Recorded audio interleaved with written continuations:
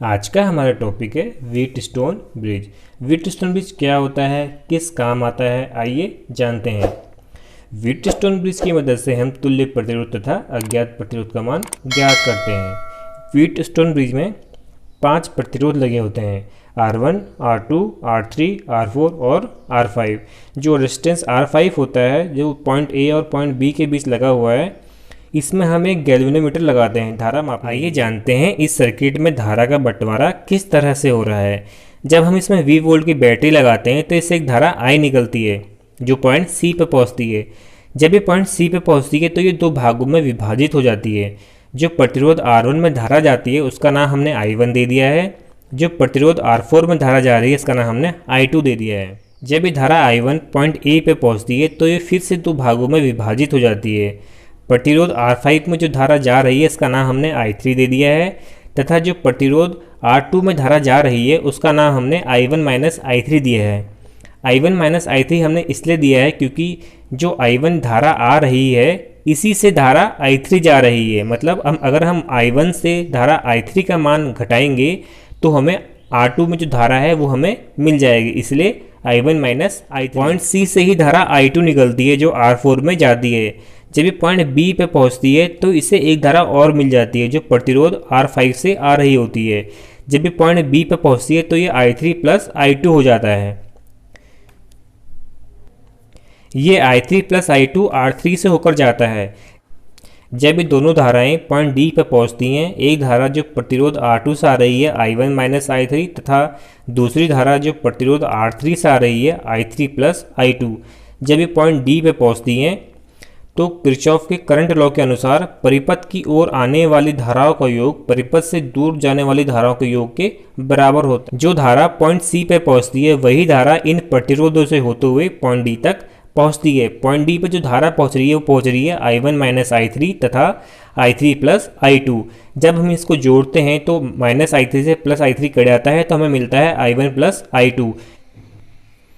जो I1 plus I2 है वही I है, क्योंकि जो धारा I है वही I2 और I1 में विभाजित हुई है।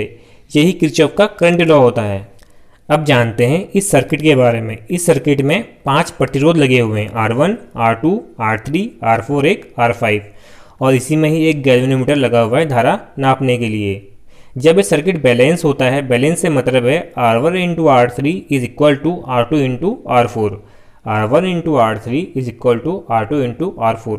इस कंडीशन में इस प्रतिरोध का होना ना होना बराबर होता है। इस कंडीशन में जो प्रतिरोध R1 और R2 है ये सीरीज में आ जाते हैं, और जो प्रतिरोध R4 और R3 है ये भी सीरीज में आ जाते हैं। जब ये प्रतिरोध हट जाता है तो सर्किट हमारा कुछ इस तरह से बनता है। ये R1 है, ये R2 है, और इसके पैरेलल में R4 और R3।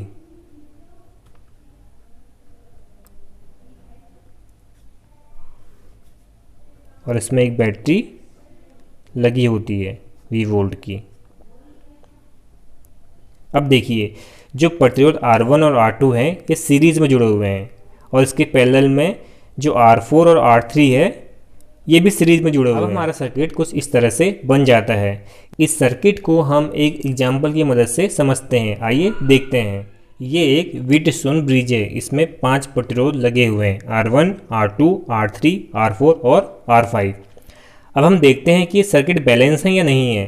हम देखते हैं R1 into R3 equal to हैं या नहीं R2 इंटू R4 के। जो R1 की वैल्यू है वो है 8 ओम की, और जो R3 की वैल्यू है वो है 3 ओम की, और जो R2 की वैल्यू है वो है 6 ओम की, और R4 की वैल्यू है 4 ओम की। ये हो गया 8 तिया 24 और 6 चक्को 24। ये सर्किट बैलेंस है क्योंकि इसमें R1 इंटू R3 की वैल्यू बराबर है R2 इंटू R4 के। तो जो ये प्रतिरोध R5 लगा हुआ है इसका होना ना होना बराबर होता है। तो सर्किट हमारा कुछ इस तरह से बन जाता है। यह है हमारा R1, यह है हमारा R2, यह हमारा R3 और यह है हमारा R4। और इसके अक्रॉस में हमने 12 वोल्ट की बैटरी लगाई हुई है। जो R1 की वैल्यू वह है 8 ओम की, R2 की वैल्यू है 6 ओम की, और जो R3 की वैल्यू वह है 3 ओम की, और जो R4 की वैल्यू वह है 4 ओम की। जो R1 और R2 हैं वो हो गए सीरीज़ में, इसके पैरेलल में R3 और R4 ये भी सीरीज़ में। जब हम इसको सॉल्व करेंगे सीरीज़ का फार्मूला होता है R equivalent is equal to R1 plus R2। तो ये हो जाएगा 8 6 14 ओम, और इसके पैरेलल में ये हो जाएगा 4 3 7 ओम, और इसके अक्रॉस में हमने 12 वोल्ट की बैटरी लगाई। जब हम इस सर्किट को सॉल्व करेंगे, जो 14 ओम 7 ओम है ये लगे हुए हैं पैरेलल में। तो पैरेलल का फॉर्मूला होता है जब दो प्रतिरोध लगे होते हैं 14 गुणा 7 बटे में 14 प्लस 7। जब हम इसको सॉल्व करेंगे तो हमारा आएगा 98 और अपॉन में 21। जब हम इसको डिवाइड करेंगे तो हमारी वैल्यू आएगी इसको डिवाइड करके 4.67 ओम। अब देखते हैं जब ये ब्रिज अनबैलेंस की कंडीशन में होगा तो हम R इक्विवेलेंट कैसे निकालेंगे, आइए देखते हैं। पहले हम ये देखते हैं कि ये सर्किट बैलेंस है या नहीं है। R1 into R3 is equal to R2 into R4 है या नहीं, आइए देखते हैं। R1 की वैल्यू है हमारी 8 ओम की, R3 की वैल्यू है हमारी 5 ओम की, और हमारी R2 की वैल्यू है 6 ओम की, और R4 की वैल्यू है 3 ओम। जब हम इसको इंटू करेंगे तो हमारी वैल्यू आएगी 40 और 18। जो R1 इंटू R3 है वो not equal to R2 into R4। इस कंडीशन में ये ब्रिज बैलेंस की कंडीशन में नहीं है। इस कंडीशन में पॉइंट ए और पॉइंट बी के बीच में धारा का प्रवाह होता है। अगर हमें इस कंडीशन में R इक्विवेलेंट निकालना होता है तो हमें स्टार कनेक्शन यूज़ करना होता है। स्टार कनेक्शन क्या होते हैं और डेल्टा कनेक्शन क्या होते हैं ये हम पिछले वीडियो में पढ़ चुके हैं। आइए देखते हैं। हम स्टार कनेक्शन या तो इस साइड बना सकते हैं या तो इस साइड बना सकते हैं। आइए देखते हैं। ये देखिए, जब हमने इसको छुपा लिया है तो हमें यहाँ पे एक डेल्टा कनेक्शन दिखाई दे रहा है। अगर हम इसको छुपाते हैं तो यहाँ भी हमें एक डेल्टा कनेक्शन दिखाई देता है। कंडीशन में जो वैल्यू आएगी वो दोनों सेम आएंगी। आइए देखते हैं। इस सर्किट के अंदर हमने स्टार कनेक्शन बना लिया है। इस प्रतिरोध का नाम हमने A दिया है, इसका B दिया है, इसका C दिया है। अब हमें A B C की वैल्यू निकालनी है। अब हम देखते हैं प्रतिरोध A के लिए। जो हमारा प्रतिरोध A है वो जुड़ा हुआ है प्रतिरोध R1 और R4 के साथ। तो हम प्रतिरोध A के लिए देखते हैं। A के लिए हमारा फॉर्मूला होगा R1 इंटू R4 अपॉन में जो 3 प्रतिरोध लगे हुए हैं R1, R4 और R5, इन तीनों का योग। कुछ इस तरह से देखिए।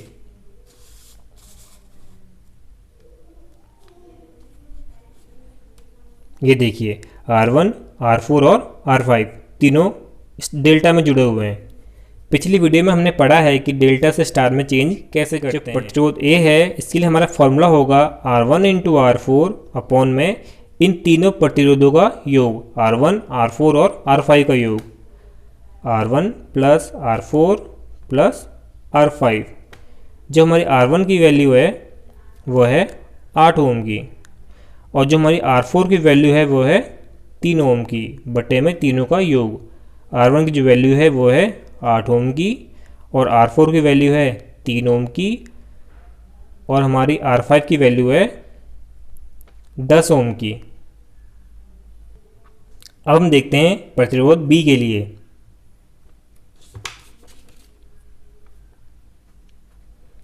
B हमारा जुड़ा हुआ है प्रतिरोध R1 और R5 के साथ।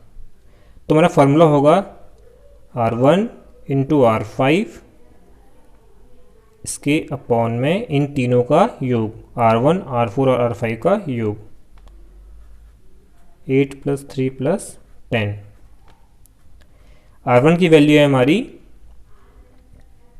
8 ओम की, R5 की वैल्यू है हमारी 10 ओम की। इन तीनों का योग आएगा हमारा 8 3 11 10 21, और यहाँ पर आएगा 8 3 24 बट्टे 21। अब देखते हैं हम प्रतिरोध C के लिए। C हमारा जुड़ा हुआ है R5 और R4 के बीच में, तो R5 इंटू R4 बट्टे में इन तीनों का योग R1 plus R4 plus R5। जब हम इसको सॉल्व करेंगे तो आएगा R5 की वैल्यू है हमारी 10 ओम की और हमारी R4 की वैल्यू है हमारी 3 ओम की, बटे में तीनों का योग 10, 3 और 8 का योग, ये हो जाएगा हमारा 10 दिया 30 बटे में 21। जब हम इसको सॉल्व करेंगे 24 बटे 21 को तो हमारा आएगा 1.14 ओम, और जब हम इसको सॉल्व करेंगे तो हमारा आएगा, ये देखिए 80 बटे 21। जब इसको डिवाइड करेंगे तो हमारा आएगा 3.80 ओम। जब हम इसको सॉल्व करेंगे 30 बटे 21 को तो हमारा आएगा 1.42 ओम। अब हमें प्रतिरोध A, B और C की वैल्यू मिल चुकी है, तो अभी जो तीन प्रतिरोध लगे हुए हैं R1, R5 और R3 ये हट जाते हैं। अब हमारा सर्किट कुछ इस तरह से बन गया है। रेजिस्टेंस B और R2 सीरीज़ में है और इसके पैरेलल में C और R3 सीरीज़ में है। ये सर्किट कुछ इस तरह से अब दिखता है। रेजिस्टेंस B और R2 सीरीज़ में है। जब इसका हम R इक्विवेलेंट निकालते हैं तो सीरीज़ में फॉर्मूला होता है R equivalent is equal to R1 plus R2। जब हम इसको जोड़ेंगे, जो B की वैल्यू वो है 3.80 प्लस R2 की वैल्यू है 6, तो ये आएगा 9.80। इन दोनों का R इक्विवेलेंट आएगा 9.80। अब देखते हैं इन दोनों का R इक्विवेलेंट। इनका R इक्विवेलेंट आएगा 1.42 प्लस 5, तो ये हमारा आएगा 6.42 ओम। अब ये सर्किट कुछ इस तरह से दिखने लगा है, 9.80 ओम और ये है 6.42 ओम। ये दोनों रेसिस्टेंस अब पैरेलल में आ गए हैं। जब दो रेसिस्टेंस पैरेलल में होते हैं तो इसकी शॉर्ट ट्रिक मैंने आपको पिछली वीडियो में बताई थी। आइए इसे सॉल्व करते हैं। माना ये R1 है, ये R2 है, तो हमारा R इक्विवेलेंट होगा R1 इंटू R2 अपॉन में R1 प्लस R2। हमारा R1 है 9.80 इंटू 6.42 अपॉन में 9.80 प्लस 6.42। जब हम इसको इंटू करेंगे तो हमारी वैल्यू आएगी 62.91 और अपॉन में आएगा 16.22। जब हम इसको डिवाइड करेंगे तो हमारी वैल्यू आएगी 3.87 ओम। अब हमारा सर्किट कुछ इस तरह से बन चुका है।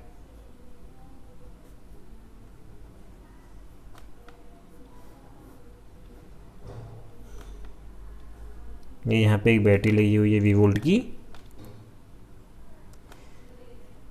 इस रेसिस्टेंस की वैल्यू है 1.14 ओम, जो हमने निकाला है अभी। R इक्विवेलेंट आया है हमारा 6.87 ओम। अब ये दोनों रेसिस्टेंस सीरीज़ में आ गए हैं और सीरीज़ का फॉर्मूला हमको पता है R equivalent is equal to R1 plus R2। जो हमारी R1 की वैल्यू वो है 1.14 प्लस R2 हमारा 3.87। जब हम इसको प्लस करेंगे तो हमारी वैल्यू आएगी 5.01 ओम। अब हमारा सर्किट कुछ इस तरह से बन चुका है।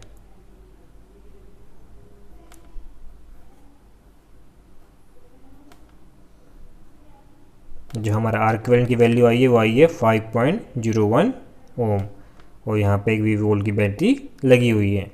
अगर आपका वीडियो अच्छा लगे तो लाइक, शेयर और सब्सक्राइब जरूर करें। Thank you.